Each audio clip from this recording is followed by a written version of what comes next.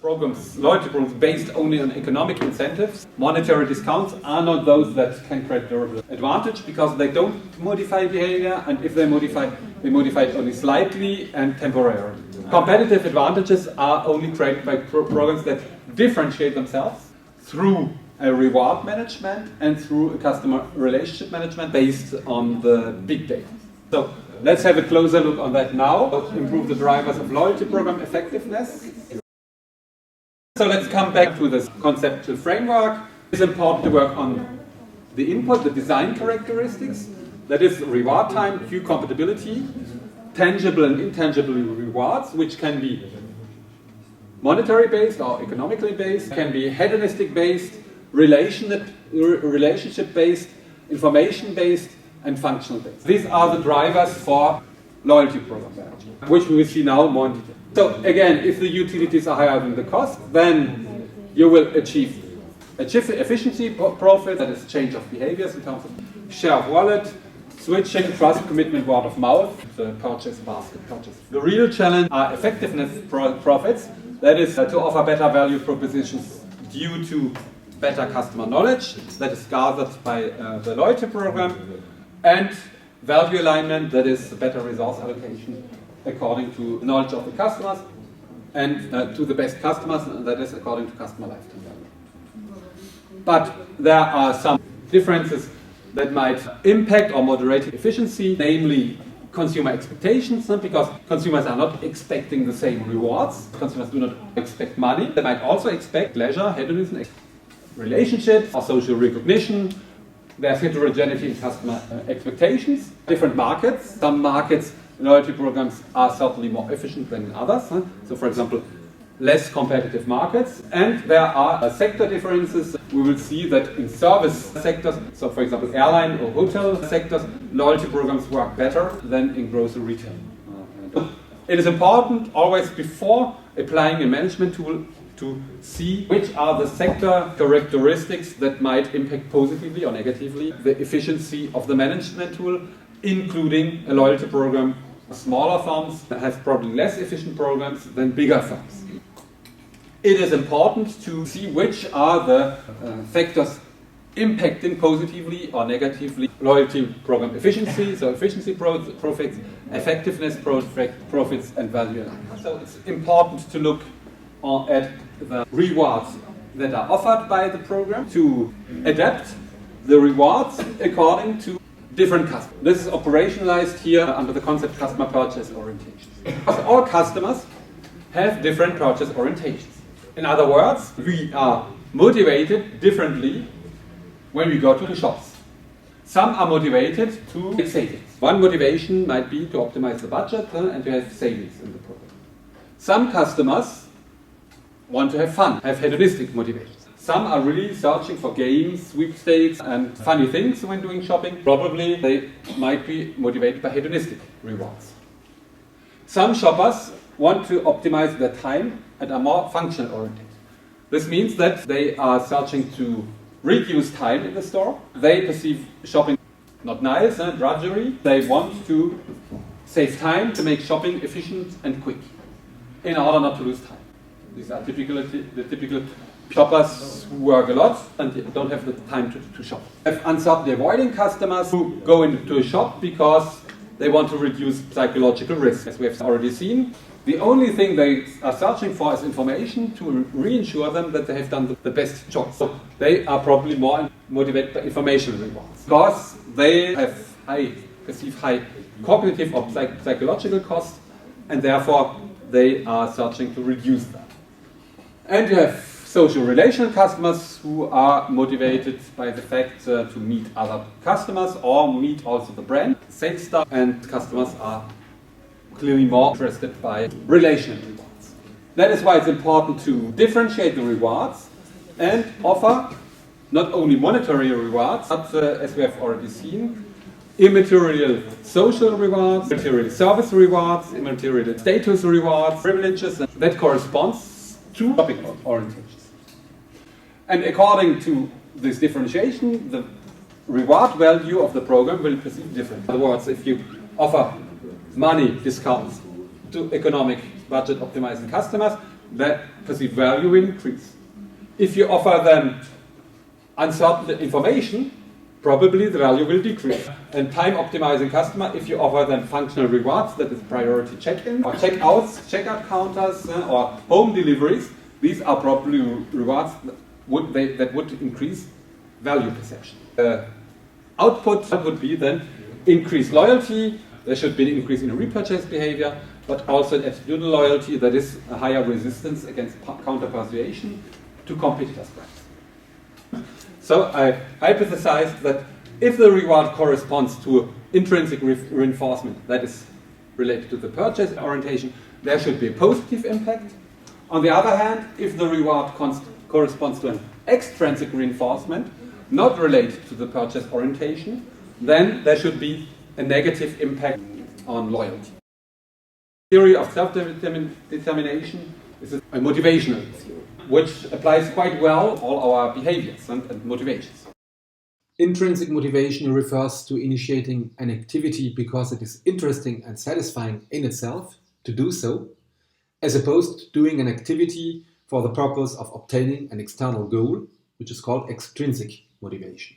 Actually, we have some activities for which we are intrinsically motivated, activities in which we are really interested in, and we do them without any effort, because we like these activities, and they're coherent to our life. And we have extrinsic activities, which we have to do, and we do them for extrinsic motivators, because we don't like the activity. For example, money. So if we do a job we don't like, the only motivation we do the job is extrinsic motivation, unless we would not do it. It's not really giving us pleasure, so we only do it for money. Whereas if we do a job we like, the intrinsic motivation is quite high. So money becomes secondary. What I told you already for the B-factual theory of Herzberg comes also from human resource management. So some activities give us pleasure, so we're intrinsically motivated, and we do it more efficiently. For other activities we're extrinsically motivated, we do it only for an intrinsic motivator. Intrinsic motivators are autonomy, competence, and relatedness to the task. So autonomy, the higher the autonomy in the task, the higher the intrinsic motivation, and the more the activity will be done on the long term. The more the activity gives competence, the higher the intrinsic motivation. And the more the task is related to the final outcome, final objective, the higher will be the intrinsic motivation. DG also find that granting external rewards for motivation undermine intrinsic motivation. So external rewards undermine autonomy and thus undermine motivation on the long term. This theory actually comes from the science of pedagogy. It's DG and Ryan who invented this theory. They applied it to the motivation of children. Actually, most educational systems are based on extrinsic motivations. In other words, you're clearly primed in this direction because you're all looking at your marks. The marks are actually the extrinsic motivators that motivate you to work. So you work because you have an examen, but for the examen you need a good mark. If you don't have a good mark, you have a punishment, either by if you have to repeat your year, if you have to redouble your year. These children, when they learn on the short term and not on the long term. We are all working only for the examen, and after the examen, 3 weeks or 4 weeks after the examen, we have forgotten everything. And so it's not very efficient in terms of learning.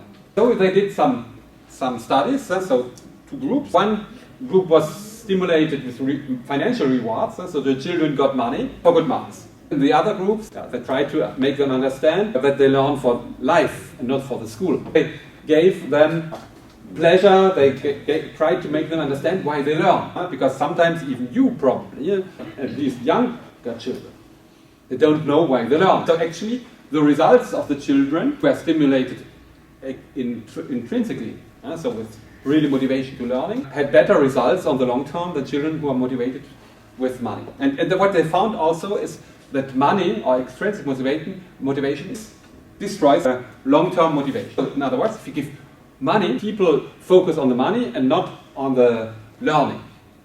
And they found the same results for sportsmen. So the more you give money, the sports people are focusing on the money and not on the sports challenges itself. how to apply this theory to marketing. Some extrinsic motivators destroy motivation. That is why the loyalty program does not work. So if you're not intrinsically motivated by this reward, then there's actually, in the best case, no effect. But it's also value destruction because the reward costs money. But if you intrinsically motivate, then you will have a long-term impact. That is, for consumers engage into a behavior, are motivated on the long term, because actually it is for the activity's sake that they're engaging into the behavior. And that is why the theory is used also in marketing. It is important to intrinsically motivate the customers. The next important concept and theory is the theory about purchase orientations, because customers are heterogeneous and have different specific motivations, which are called purchase orientations. It is based on the theory of perceived value. So for some customers, economic rewards of value is more important, so we have an economic purchase orientation. For other customers, hedonistic or experiential and pleasure is important, so we have a hedonist orientation. For other customers, the fact that the purchases are done quickly and efficiently is a functional purchase orientation. For some customers, the relationships and social relationships are important, so we have the social relational purchase motivation or orientation. And there's a final purchase orientation based on uncertainty avoiding or apathetic purchase orientation, which means that customers are searching to be reinsured and avoid risks, and that is why they are loyal to the brand. And these customers are differently motivated by the different rewards. Which brings me to the rewards. So the rewards can be economically, they can be hedonist, means that customers have pleasure, for example, through sweepstakes or, for example, through games. They can be functional, that is, make shopping more convenient and quick and efficient. They can be social relational rewards, which means that the rewards bring customers the satisfaction to have contacts with other purchasers or with the sales staff. By applying self-determination theory to our loyalty program context, we formulate the following hypothesis. If the reward corresponds to intrinsic reinforcement or motivation, that is related to a purchase orientation, we should observe a positive impact on behavior. If the reward corresponds to extrinsic reinforcement, that is not related to purchase orientations, there should be a zero or even negative impact on behavior. Precisely, for example, if a customer is economically orientated, has an economic purchase orientation, then economic rewards should correspond to an intrinsic reinforcement and have a positive impact. Various hedonist, functional, relational rewards should be extrinsic reinforcement and should have a negative or zero impact on behavior. Or for a customer being hedonist orientated, hedonist rewards and perhaps also relational rewards should have a positive impact. Various functional rewards and economic rewards or informational rewards should have no or negative impact. For a time optimizing functional shopper, functional rewards should be an intrinsic reinforcement and thus impact positively loyalty. Various economical rewards or relational rewards should be extrinsic reinforcement and thus have no or negative impact. For uncertainty avoiding customers, information should be an intrinsic reinforcement. Various hedonist or functional rewards should be extrinsic reinforcement, have a negative or zero impact. And finally, for social relational orientated shoppers, social rewards or relational rewards should have a positive impact on loyalty. Various economic rewards and functional rewards should have a negative impact on loyalty. So we tried to test it empirically. We did different surveys. So we started with 2 grocery retailing chains, Leclerc and Intermarché, with a sample of 3,000 customers. Then 1 year later, I managed to do it with Air France. We surveyed passengers. We had a sample of 1,300 customers. We replicated it at Etam. Etam is a clothes chain, and we did it at Douglas, a perfumery chain, with 1,240 customers. Replication actually is very important in science because we wanted to know if the results of grocery retail hold also in the airline, in the clothes retail, specialized retail, or perfumeries. Then we can really say that the results are similar, the contexts are different, because in grocery retail, you're less involved into the purchase act than when you buy a perfume. So we want to see sector differences. We used different scales which were established. So with the purchase orientation, there are scales that exist, and you can measure them with 20 items. Perceived value, we measured it also with different scales, and purchase behavior, we measured it with established scale. And we used then factor analysis, confirmative factor analysis, and structural equation model. This is a summary of all sectors. So actually, there are some sector differences, but they're slight. So we can transpose the results to the different sectors. We confirmed our hypothesis for economic-orientated shoppers who are value discounts. When offering economic information, rewards, you have a significant positive effect on purchase intensity and resistance against counter-persuasion, on the behavioral part of loyalty and the attitudinal part of loyalty. And you have some non-significant effects, for example, hedonism, convenience has no impact. For this type of customers, if you offer them information about, for example, sales promotions, good deals, and if you offer them good deals and discounts, then they're intrinsically motivated, and this has a positive impact on loyalty. If you offer them relationships, and hedonism and convenience has basically no impact. When targeting these customers, you have to give discounts and how to have these discounts, for example, emails showing them the good deals of the week. Social relational shoppers, so those are interested by relationship, privileges, status. So these customers are motivated intrinsically by recognition and relationships. And you can see all the other rewards have basically no impact. You have apathetic customers, who are those interested by functional rewards, rewards that make shopping easier and quicker. So these shoppers are actually interested by convenience benefits. That is, priority check-in at the airport, priority pass-through at the passport control, priority boarding, priority disembarking, rewards that make the consumption easier and quicker are appreciated. In the grocery retail concerns priority checkout counters. Self-scanning, where you scan in the store the goods, you come to the checkout counter, directly pay, without losing any time at the checkout counter. Because they're interested in saving time, and they're interested in to make shopping more efficient. So convenience has an important, significant impact. You can see that recognition and relationship also has even a negative impact. You can have counterproductive effects. The brand store loyal customers are interested by recognition and relationships, but also by information. That is information that shows them that they have done the good choice to decrease cognitive energy, that is to decrease the risk. They want to be reassured that they have done the good choice. All the other rewards have no impact.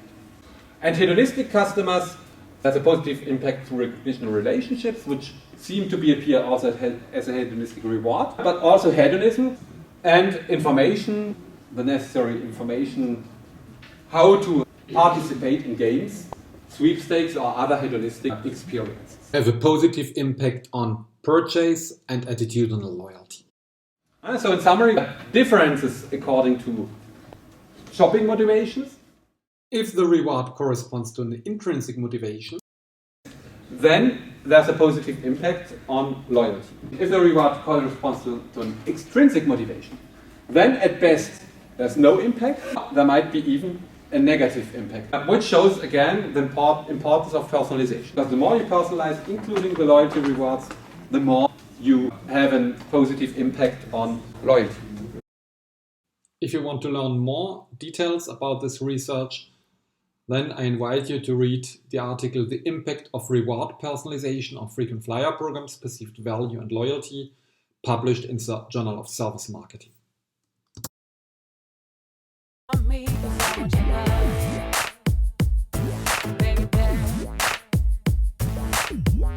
I want the attraction when I'm in the club. I want you to want me 'cause I want your love, baby. I want the attraction when I'm in the club. I want you to want me 'cause I want your love, baby. I want the attraction when I'm in the